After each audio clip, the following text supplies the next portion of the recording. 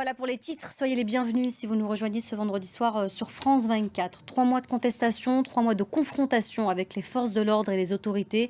En Iran, rien ne semble pouvoir arrêter les contestataires désormais. On va revenir sur ces 3 mois de révolte en images avec Laura Oudou. Et on continue à parler de l'Iran avec vous, Mariam Pierzadeh. Bonjour. Rebonjour.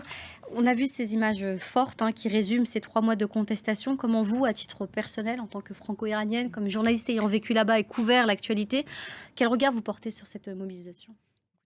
Les Iraniens qui communiquent beaucoup grâce aux réseaux sociaux. Oui. Merci beaucoup, Mariam Pierzadeh, d'être passée nous voir pour nous parler de la situation en Iran. On va aller au Qatar maintenant, où l'inquiétude est là, il faut le dire, puisque les Bleus sont à 2 jours d'une finale de la Coupe du Monde qui va les opposer à l'Argentine de Lionel Messi.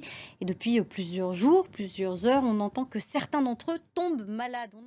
Merci beaucoup, Elliot Samuel, envoyé spécial de France 24 au Qatar.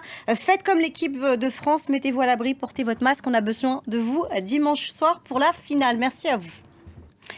Dans le reste de l'actualité internationale, il y a la guerre en Ukraine qui se poursuit. Cette soixantaine de missiles russes qui sont tombés sur le pays ce vendredi matin. L'Est et le Sud sont particulièrement visés.